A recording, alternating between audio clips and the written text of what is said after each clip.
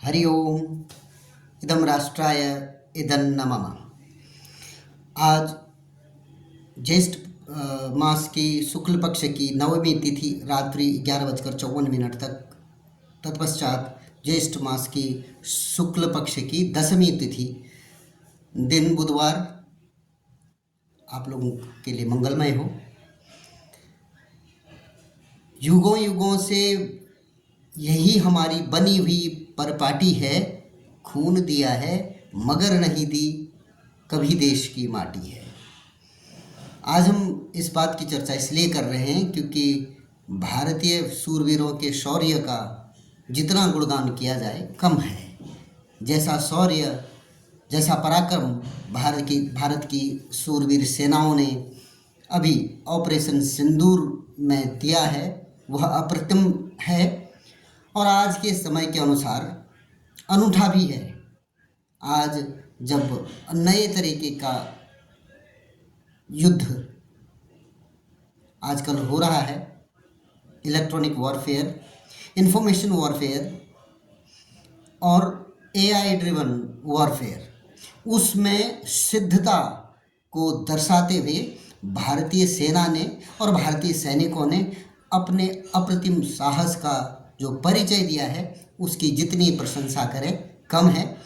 और ऐसा ही हमारी इस पत्रिका पथिक संदेश, जिसके लेख पाठन का हमारा ये अभियान अनवरत जारी है, इसने भी दिल खोलकर नए नए आर्टिकल, अनेक अंक इस ऑपरेशन सिंदूर को इस बार के अंक में स्थान दिया है। तो इसी के अनुरूप आज हम जो लेख पाठन करने वाले हैं वो कहता है कि भारत ने हाईटेक विमान गिराए, पड़ोसी के 40 सैनिक व 100 आतंकी किए ढेर। अभी हम इस पर आगे चर्चा करेंगे, पहले लेख पाठन कर लेते हैं। भारत से टकराने के बाद पाकिस्तान कई मौके पर मुंह की खा चुका है। सेना के पराक्रम के सामने पड़ोसी देश को घुटने टेकने पड़े हैं, लेकिन वह अपनी हरकतों से बाज नहीं आ रहा। इस बार भी 4 दिनों के टकराव में पाकिस्तान को भारी नुकसान उठाना पड़ा है।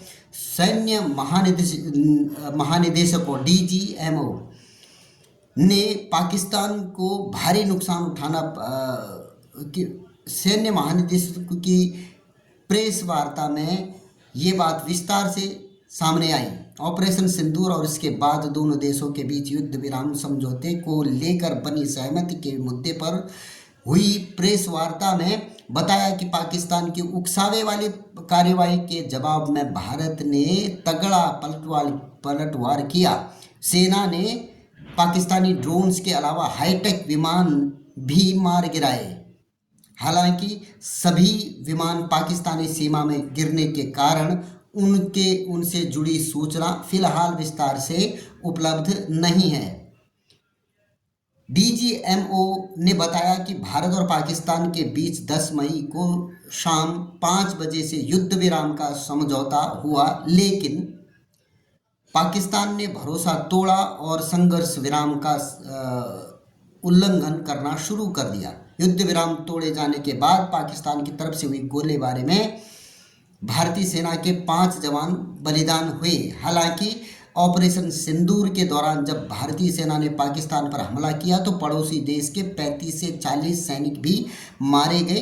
भारतीय सैन्य अधिकारी एयर मार्शल AK भारती ने उन ठिकानों के बारे में भी जानकारी दी जिस पर भारतीय सेना ने सटीक हमले किए। सेना के अधिकारियों ने तस्वीरों के साथ विस्तार से बताया कि हमले से पहले के हालात कैसे थे और सेना की कार्रवाई के बाद कैसे है का दृश्य कैसा है। उन्होंने बताया कि भारत की जवाबी कार्रवाई के डर से कुछ आतंकी ठिकाने खाली हो गए हैं। ऑपरेशन सिंदूर के लिए सोच विचार कर 9 आतंकी शिविरों को हमले के लिए चुना गया। 100 से ज़्यादा आतंकी मारे गए। कंधार विमान अपहरण में शामिल रऊफ अजहर जैसा कुख्यात आतंकी को भी इसमें खत्म कर दिया गया। जिसमें अभी हम इसमें बताया कि 40 सैनिक और 100 आतंकी ढेर किए, परंतु जो उनकी तस्वीरें आई वो वास्तव में ये बात स्थापित करती है कि वो जो 100 मारे गए वो भी वास्तव में उनके सैनिक ही थे, जो छद्म वेश में, आतंकियों के वेश में भारत में को जगह जगह प्रताड़ित करने के लिए आते थे या उसकी योजना बनाते थे। वस्तुतः वह पाकिस्तान के आर्म्ड फोर्सेस ही थी।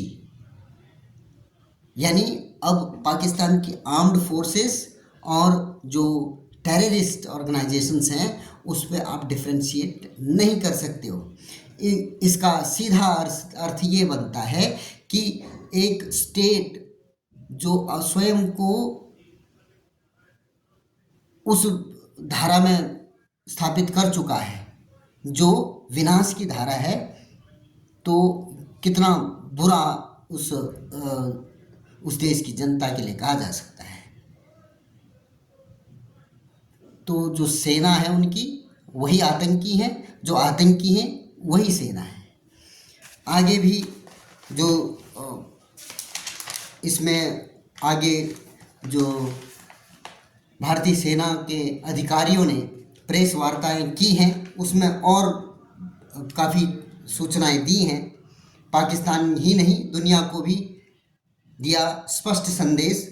ऑपरेशन सिंदूर के बाद संघर्ष विराम से पहले आतंकवाद के सवाल पर भारत ने पड़ोसी पाकिस्तान के लिए एक लक्ष्मण रेखा खींच दी। युद्ध विराम को स्वीकार करने से पहले भारत ने घोषित कर दिया कि अब भविष्य में देश के अंदर होने वाली एक भी आतंकी घटना को वह अपने खिलाफ युद्ध मानेगा। ये बहुत बड़ा परिवर्तन है। जब हम कह रहे हैं कि एक भी घटना ऐसी हुई उसको हम आतंकी घटना नहीं, वह युद्ध की घोषणा मानेंगे। क्यों? क्योंकि आज 35 वर्षों से भारत छद्म रूप में वह युद्ध लड़ रहा है, परंतु जो दुश्मन है वह मायावी वेश यानी आतंकियों का मायावी वेश बना के आया हुआ है। अब उसका जो है पटाक्षेप हो गया है, उसकी इस हरकतों का पटाक्षेप हो गया है। तो अब एक भी घटना ऐसी होती है तो उसका पूरा हिसाब पाकिस्तान को युद्ध के रूप में चुकाना पड़ेगा, यह स्पष्ट बता दिया गया है। इसका अर्थ यह हुआ कि भविष्य में आतंकी कार्रवाई के खिलाफ जवाबी सैन्य कार्रवाई के लिए भारत ने स्वयं को स्वतंत्र घोषित कर दिया है। इससे पहले भारत ने पाकिस्तान को कई जख्म दिए। भारत और पाकिस्तान ने 4 दिन के संघर्ष के बाद संघर्ष विराम का ऐलान किया, लेकिन कुछ घंटे बाद ही सीमा पर फिर से गोलीबारी और सीमावर्ती जिलों में ड्रोन घुसपैठ के हालात फिर से उसकी वजह से फिर से हालात बिगड़ने लगे। भारत ने सेना को किसी भी कार्यवाही का उसी तरीके से जवाब देने का आदेश दिया। हालांकि देर रात के बाद शांति बहाल हुई, उनकी हैसियत ही नहीं थी कुछ कर सकने की, शांति बहाल हो गई। इस बीच सेना ने 12 मई को बताया कि हर मोर्चे पर पाकिस्तान के लिए स्थिति खराब होती गई। वे लड़ाई के हर दौर में भारत से हार गए। पाकिस्तान के हवाई ठिकानों पर हमारे हमलों के बाद पाकिस्तान को एहसास हो गया कि वह इस संघर्ष में कहीं नहीं टिकने वाले हैं। भारत ने स्पष्ट संदेश दिया कि अब कुछ भी सुरक्षित नहीं है, यह नया दौर है और अब यही आम बात होगी। This will be a new normal. जब भी आपके देश का कोई भी कोना जहां पर आतंकवादी अगर कोशिश करे तो छुपा नहीं रह सकता। यह भारत ने स्पष्ट संदेश दे दिया। कई और बीच में घटनाक्रम इस संबंध में घटे और अभी तक कोई स्पष्ट कहा जाए तो सूचना नहीं है, परंतु यह एक रणनीतिक कहा जा सकता है विराम है और इसके पीछे कोई बहुत ठोस वजह भी है और अच्छा भी है। पश्चिमी देश और जो अन्य शक्तियां हैं जो चाहती हैं कि भारत युद्ध में उलझे, जिससे आर्थिक हानि भी हो और जनमानस में कुछ उद्विग्नता भी हो सके, परंतु ये 4 दिन का युद्ध वस्तुतः ये बहुत कुछ बताने के लिए पर्याप्त था। और ठीक है, इससे ज़्यादा जिस दिन पाकिस्तान को लगेगा कि उसको कम मार पड़ी है, फिर से पड़ जाएगी। तो आगे लिखते हैं कि ISI के करीबी तौर पर जुड़े मुरीद के बहालपुर के आतंकी शिविरों पर हमला करने के बाद भारत ने जो संदेश दिया है वो यह है कि हमने अपनी नज़रें बंद नहीं की हैं, हम आपको मुख्यालय में भी मार सकते हैं, अब हम छोटे शिविरों पर हमला नहीं करेंगे। भारत ने दुनिया को यह स्पष्ट कर दिया कि आप पीड़ित और गुनहगारों को एक चश्मे से नहीं देख सकते। भारत की जवाबी कार्रवाई से पाकिस्तान घबरा गया। पाकिस्तान में रहीम यार खान एयरबेस के रनवे को नुकसान पहुंचाया। चकलाला स्थित पाकिस्तानी वायुसेना बेस नूर खान पर भी बुरा हाल हुआ। दोनों देशों के बीच तकनीकी और सैन्य क्षमताओं के बीच बड़ा अंतर है। पाकिस्तान को एहसास हो गया कि वे उस श्रेणी में नहीं हैं। भारत ने अपनी मर्जी से जवाबी प्रहार किया और पाकिस्तान के हमलों को नाकाम कर दिया। पाकिस्तान को कोई संदेह नहीं होना चाहिए, संघर्ष विराम के लिए भारत अपनी शर्तों पर तैयार हुआ है। संघर्ष विराम के बीच सिंधु जल संधि का निलंबन जारी रहेगा, अन्य सभी पाबंदियां लागू रहेंगी, जो भी कदम उठाए गए थे सभी लागू रहेंगे। आतंकवाद पर भारत का रुख और सख्त रहेगा। भारत की थल सेना, नौसेना और वायुसेना के सैन्य महानिदेशकों ने 11 मई को मीडिया को संबोधित किया। Air marshal AK Bharti, lieutenant general Rajiv Ghai, vice admiral AN Pramod और मेजर जनरल SS शारदा ने भारतीय सेना की कार्रवाई की जानकारी दी। उन्होंने बताया कि ऑपरेशन सिंदूर के लिए सोच विचार कर 9 आतंकी शिविरों को हमले के लिए चुना गया। 100 से अधिक आतंकी मारे गए। नौसेना के निशाने पर कराची था। ये पथिक संदेश पत्रिका में छपा हुआ यह लेख स्पष्ट तौर पर बताता है कि भारतीय सेनाओं ने जो पराक्रम दिखाया वह वस्तुतः पाकिस्तान के लिए नहीं, पाकिस्तान को तो कई बार सिखा चुके हैं कि भारतीय सैनिकों की क्या कैपेबिलिटी है। वास्तव में यह विश्व के अन्य देशों जिनके कुचक्र चलते रहते हैं उनको भी एक स्पष्ट संदेश है।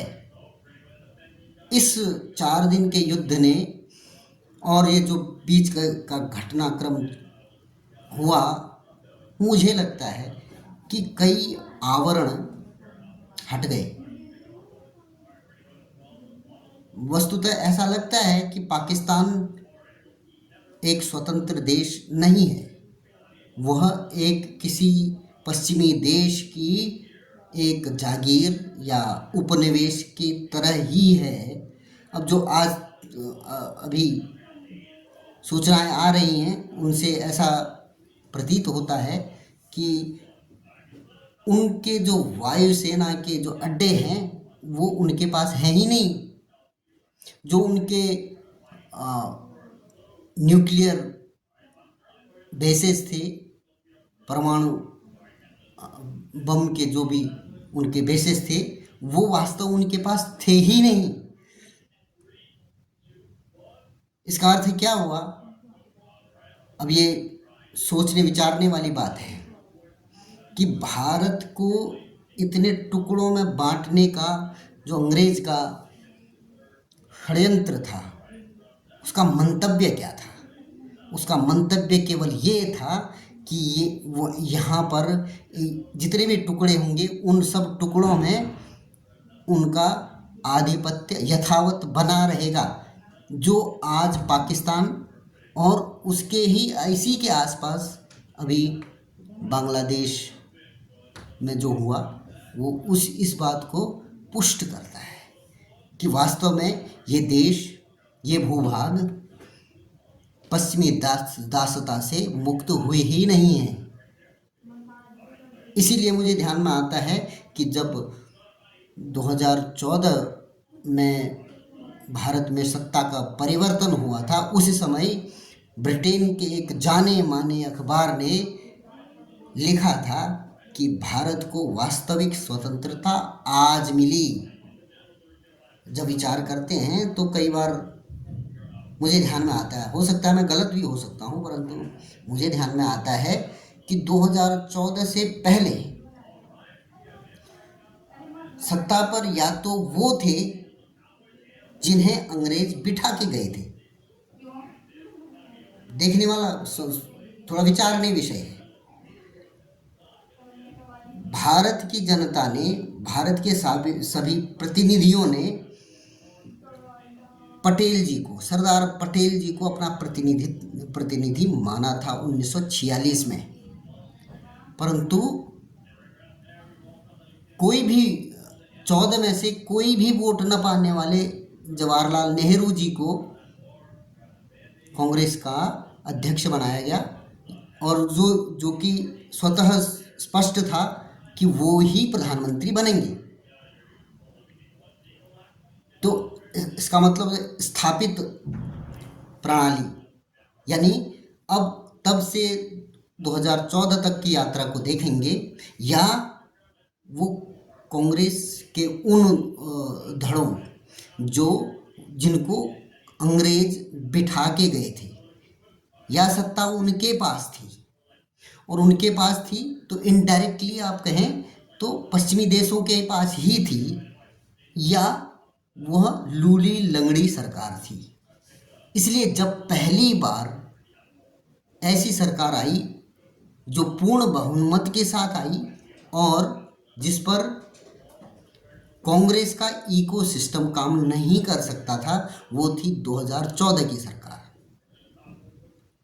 अब मुझे जब उन डॉट्स को कनेक्ट करते हैं तो मुझे ध्यान में आता है कि 2014 में जो अंग्रेज़ों के अखबार, ब्रिटेन के अखबार ने जो लिखा था, वो कितनी गहरी बात लिखी थी। अब उस चीज़ को आप रिलेट करें तो बांग्लादेश के हाल, वो पश्चिमी देशों का उपनिवेश है, यह सिद्ध हुआ जा रहा है, क्योंकि वहाँ पर कोई भी लंबे समय तक प्रजातांत्रिक व्यवस्था चल ही नहीं सकती। पाकिस्तान का हाल तब से आज तक वह सैनिक शासन में ही रहा है, और सैनिक शासन भी वो ही रहा है जिसको पश्चिमी देश अप्रूव करते हैं। तो ये ऑपरेशन सिंदूर ने उनके सामने की इन आवरणों को पटाक्षेप कर दिया, उनको हटा दिया है।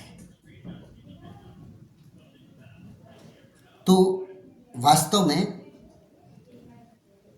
ये भी जितने भी लोकतंत्र की अभिव्यक्ति की स्वतंत्रता, लोकतंत्र की रक्षा और मानवाधिकार, ये वो जितने भी आते हैं, वो टूल हैं पश्चिमी देशों का आधिपत्य बनाए रखने के लिए इस एशिया क्षेत्र में या अफ्रीका क्षेत्र में।